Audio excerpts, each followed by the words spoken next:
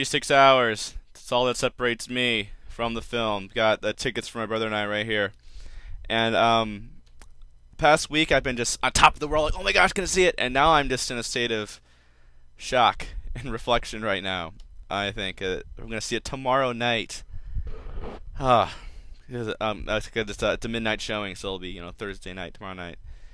And then counting down for about 392 days, and it's time to actually go see it. But before I do that, there are a few things I just want to kind of get out of the way. A couple little last minute bits of speculation before I actually see it. There is a single combat clip online that William Moseley introduced on the Tonight Show, and you can see it by going to narniaweb.com and clicking trailers on the left hand side.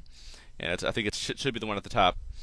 And I just want to get my thoughts on that. This is the first clip of the single combat we've gotten. Just a few shots from the trailers, all we've seen before. Here's an actual clip. First off, the whole Spider-Man mask gag, which I had been expecting. I posted a thread on Arnie Web not long ago, kind of saying, "Oh, how are they going to get Peter and Miraz's helmets off?" We know they do. Just as like I figured, it's just one of those. In every Spider-Man movie, they got to find a way to get the mask off or tear his mask, because in the movie you want to be able to see their faces. And on here, Miraz swings and Peter ducks and knocks his helmet off. Then Miraz swings again and it knocks the coil thing. I can't remember what it's called, that hood chainmail thing. And so it almost looks like Miraz is trying to get it off. So I think that's really cheesy. And now I don't think it's a bad thing. I don't think it's bad they did that. I think it's good because you want to be able to see the face, and they do have to find a way to get their helmets off. But it's unavoidably cheesy. There's nothing they could do about it. They had to get their helmets off. And, I guess they could have just fought with no helmets, but that Miraz helmet is just so cool, and it's such a cool part of the Telmarine design, so I wouldn't want them to do that. It appears that Peter gets first blood, just as he does in the book, which is neat. In the book, it's a prick in the armpit, and here he kind of slashes him across the leg. And I love that look that Miraz gives Glazelle after Peter slashes in. And I think, I haven't seen the film, but if they do it like the book, I would imagine that look means, who is this kid? Because I think that Miraz is, deep down, he does believe in the old stories, or those public positions that it's all crap. So he's not really going to fight Peter. He's not sure what to expect, and I think he sees him and it's like, oh, it's just some kid. This won't be so bad. And then Peter gets that slash, and he kind of looks at Glazelle like, who is this kid? He's not really sure anymore. And so I love that look he gives him. And then he injures Peter's wrist. Different than I think it's different than the way he does it in the book. But it's nice that I don't really I'm not gonna hold them to the standard of got every little thing from this fight. But it just okay. The fact that they fight is kind of enough, I think. And I think the spirit of the scene is pretty much being captured. And but it's nice that they're including some beats from the book in here. That slow motion spin at Peter on the ground, I think, is pretty cheesy. It might be fine, except first off, it's obviously choreographed, especially when Miraz swings down and misses. That looked really choreographed, like he was trying to miss. And it might be kind of cool, like Peter rolling on the ground. I think it's kind of Hollywood cheesy, but it might be kind of cool if it wasn't in slow motion. The slow motion just makes it all the cheesier. I think it is kind of neat how Peter stops and trips him over. That's a really cool angle they have it on. But yeah, it seems kind of cheesy. Now maybe they're thinking, hey, let's make the fight different. Usually a sword fight's all about speed, speed, speed, speed, and here it's like, well, let's slow it down a little bit. And it is this epic sword fight. Let's face it, it's these two guys that are going to decide the fate of Narnia. This one fight here, and so slow it down and make the fight seem bigger. Maybe that'll make it seem different. And so yeah, but I almost think that music isn't required in this scene. Like I think it'd be even more powerful to have just the noise of the two armies reacting, and maybe get some music at the end. But just have the noise of the two armies reacting. I think would be cool. And I just really want them to capture the spirit of the scene from the book, where it's almost like a sporting event. It's like each side is cheering on their king, and they're reacting to different things, and it just makes the scene intense and different. I think so. I really want them to capture that. I think the single combat will be cool. Just seeing this clip out of context, I'm not so sure about. There's a new movie surfer video, Repeat Cheap. You can see the link on Narnia Web, and Eddie Izzard talks about it as well. I love that line. We offer you our lives unreservedly, and what a great feeling that whatever else they've done to the film, it looks like they've nailed Repeat Cheap. And in video number 3, I identified that very early on as, oh, they gotta get Reapy Cheap, they gotta get Reapy Cheap, they really gotta nail him, and hopefully they'll be able to do him even better in Voyage of the Dawn Treader when that's really his movie to shine in. But the animation looks very nice. I'm okay with the color of his fur. The voice looks awesome. I'm very proud to say that I initially came out and said, oh, I love Eddie Izzard. I think he's going to be great.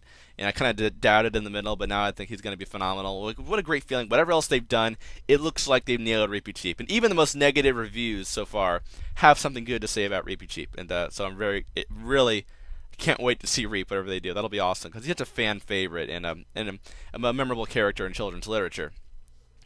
The Disney Store. This is an old story, but the Disney Store has these trading cards they've been giving out, and the Lucy one.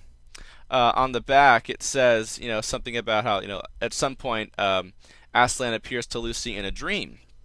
And I'm not sure what scene this is. Is this the actual Return of the Lion scene, which we've seen a brief clip of? I'm not sure. Maybe it's something else. But I assume they're doing this it's probably because they've changed the structure. And this is like, well, they couldn't find a place for this. Well, if we just have it a dream, we can do it whenever we want.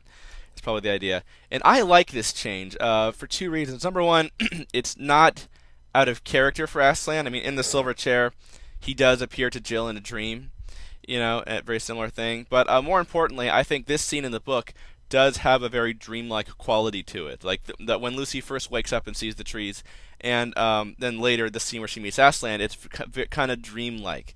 And I think that actually setting it in a dream might actually give them license to make it even more dreamlike and make it kind of unreal, which I think is what it is in the book. And so I think that might give them license to maybe make the scene even make the mood closer to the book than what you would if you did it as if it was really happening.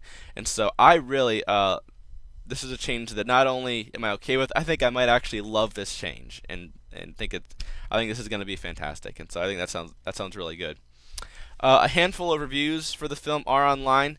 They're overall pretty positive. There are some negative ones. They're not overly positive or overly negative, I guess. The general consensus. I love what my favorite little.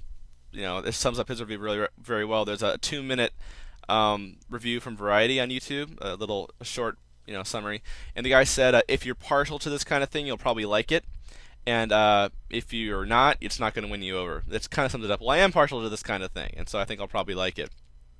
One of my biggest concerns from reading the reviews is that a lot of them say it's very battle heavy, and that might be okay. I like I like the fact that the filmmakers they say they're embracing the fact that each movie is completely different. And instead of, I was always afraid they would try to make it have more continuity, have each movie pretty much the same. But they seem to like the fact that every movie is totally different, which is cool. Like Dawn Treader. It doesn't sound like they're going to add a bunch of action sequences to Dawn Treader. Like they've said it many times. Oh, it's not so much of an action film as an adventure film. Which there is a difference. And so I like that. And maybe except for Last Battle, this is the one Narnia where you really have license to make it into a summer action film. So this is the action-packed film, and then they'll move on to other things after that. So I'm encouraged by that. But overall, the reviews I think look very encouraging. I'm Wardrobe, I walked in not really sure what to expect. Like I thought it's either going to be the worst film or the best film, and it ended up being somewhere in the middle. And the reviews I find encouraging is that I read them and it just kind of makes me think. I'm going into Prince Caspian expecting to like it. I don't think I'm going to love it. I don't think I'm going to hate it. I think I will probably like it better than Lion, the Witch, and the Wardrobe, and overall walk out pretty happy. There's going to be some annoying things, but there's also I think going to be some great things like Reapy Cheap and this dream thing. I think are great. And so it's also cool not knowing quite what to expect because the whole story structure thing is kind of confusing, and I'm not positive how it all fits together. So it's cool kind of going out knowing what to expect. But I do think I'm going to like this film. I will have some issues, but overall I do think I'm going to like it probably better than Lion, the Witch, and the Wardrobe, which will be great. But 36 hours to go, and with that concludes my speculation.